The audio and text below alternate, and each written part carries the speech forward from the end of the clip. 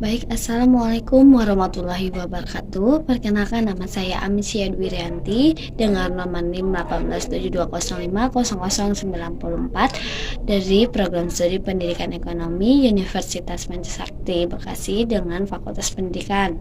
Nah, di sini dengan dosen pengampunya yaitu Bapak Karyadi SPDMM, selaku mata kuliahnya yaitu Bank dan Lembaga Keuangan. Di sini saya akan menjelaskan mengenai peran otoritas jasa keuangan dalam menguasai lembaga keuangan non-bank. Nah, yang pertama ini adalah sebuah pengertian dari otoritas jasa keuangan atau OJK, yang dimana OJK ini adalah sebuah lembaga independen yang mempunyai fungsi, tugas, dan wewenang pengaturan, pengawasan, pemeriksaan, dan penyidikan. Jadi, OJK ini atau Otoritas Jasa Keuangan ini dibentuk berdasarkan Undang-Undang Nomor 21 Tahun 2011 yang berfungsi menyelenggarakan sistem pengaturan dan pengawasan yang terintegrasi terhadap keseluruhan kegiatan di dalam sektor jasa keuangan. Jadi JK ini atau jasa keuangan ini didirikan untuk menggantikan peran BAPEM LK atau lembaga keuangan dalam pengaturan dan pengawasan pasar modal dan lembaga keuangan, serta juga menggantikan sebuah peran Bank Indonesia dalam pengaturan dan pengawasan bank, serta untuk melindungi konsumen industri jasa keuangan. Baik, di sini juga ada sebuah tujuan dari OJK, yang mana yang pertama ini terselenggaranya secara teratur, adil, transparan, dan akuntabel.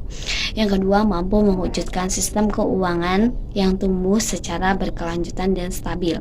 Yang terakhir ini mampu melindungi kepentingan konsumen dan masyarakat.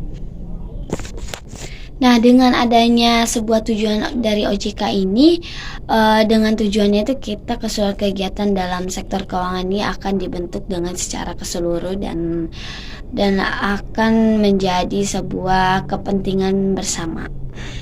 Nah, baik, di sini ada pengertian juga dari lembaga keuangan non-bank.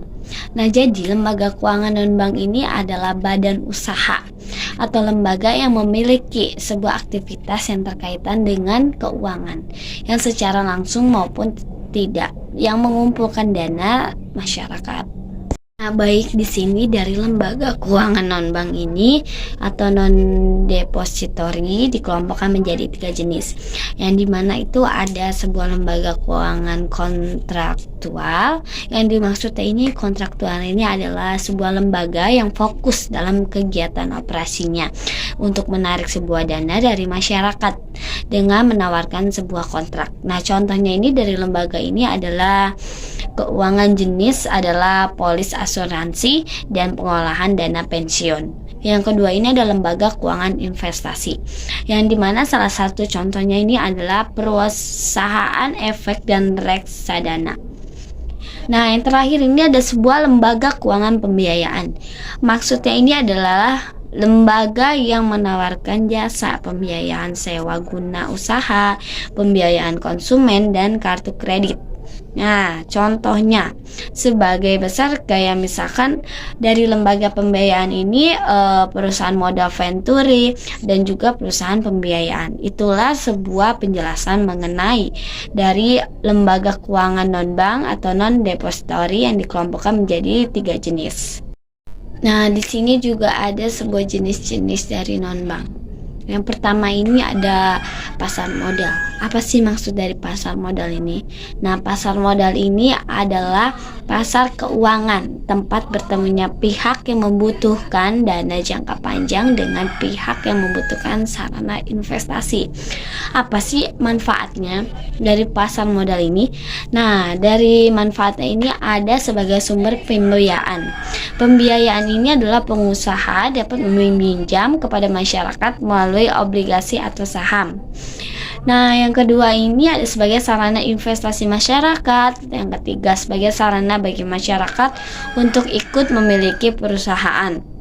Yang keempat, menciptakan budaya keterbukaan, transparansi, dan menjunjung tinggi profesionalisme pada perusahaan sehingga kita dapat mendorong terciptanya iklim perusahaan yang sehat. Yang terakhir itu ada memperluas lapangan kerjaan bagi masyarakat sebagai pelaku pasar, karyawan, perusahaan maupun investor. Yang kedua ini ada pasar uang. Jadi pasar uang ini kan penjelasannya. Baik, saya akan menjelaskannya. Di sini pasar uang ini merupakan sebuah tempat memperoleh dana atau investasi. Pasar uang ini juga sebagai pasar modal, yang dimana ini perbedaannya itu adalah modal yang ditawarkan pada pasar uang untuk memiliki jangka waktu relatif pendek. Nah, sedangkan pasar modal ini dalam jangka waktu yang relatif lama dan panjang. Nah, jadi dari pasar uang ini transaksi lebih sering dilakukan dengan menggunakan sebuah media elektronik. Sehingga dalam kedua belah pihak ini atau nasabah itu tidak perlu datang langsung ke lokasi. Yang ketiga ini ada koperasi simpan pinjam. Nah, jadi koperasi simpan pinjam ini yaitu untuk menghimpun dana dari para anggota yang kemudian menyalurkan kembali dana tersebut kepada anggota koperasi dan masyarakat umum. Nah, maksudnya ini apa sih? Jadi maksudnya ini adalah sebuah para anggota koperasi dan masyarakat umum ini kita itu para anggota koperasinya itu simpan pinjam dan menyimpan uang sementara itu belum digunakan. Nah, di sini ada juga yang keempat ini pegadaian. Jadi pegadaian ini adalah dari kata gadai yang berarti itu barang yang jaminannya atau agunan. Jadi berdasarkan hukum gadai, pegadaian ini adalah badan usaha milik negara ataupun pemerintah yang awalnya dibentuk dengan tujuan membantu masyarakat dari jeratan lintah darat, tukang ijon, atau lembaga kredit ilegal lainnya. Nah, tugas pokok pegadaian ini adalah memberi pinjaman dalam jangka pendek kepada masyarakat dengan jaminan benda bergerak ataupun benda tetap pada dasar hukum gadai. Contoh dari barang yang harus digadai. Contohnya ini ada barang elektronik seperti TV, komputer, laptop, HP, dan lain-lain. Yang kedua itu ada perhiasan emas, berlian, dan perak. Yang ketiga ada sepeda motor, mobil, dan lain-lain. Yang keempat ini ada rumah dan tanah. Itulah sebuah contoh barang yang digadaikan. Yang kelima ini ada perusahaan sewa guna atau leasing. Nah, jadi dari bidang usahanya ini lebih ditekankan kepada pembiayaan barang-barang modal yang diingin oleh nasabahnya. Sebagai contohnya tersebut ini, jika seseorang ingin memperoleh barang-barang modal secara kredit, maka kebutuhan ini pembayarannya dapat ditutup oleh perusahaan leasing. Yang keenam ini ada asuransi, yang dimana asuransi ini berasal dari kata isuransi, yang artinya perjanjian.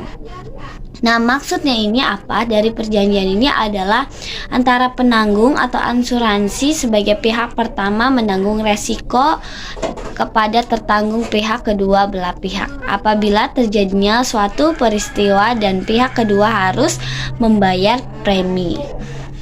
Di sini juga ada beberapa contoh perusahaan asuransi yang terdaftar di Indonesia.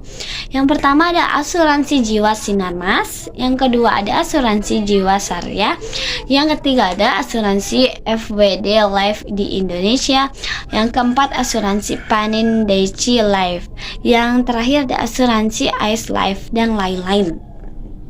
Yang ketujuh ini ada perusahaan anjak piutang atau factoring. Maksudnya ini apa? Jadi maksudnya ini adalah sebuah perusahaan yang usahanya dalam mengambil alih pembayaran kredit suatu perusahaan dengan cara mengambil kredit bermasalah perusahaan lain atau dapat pula mengelola penjualan kredit perusahaan yang membutuhkannya.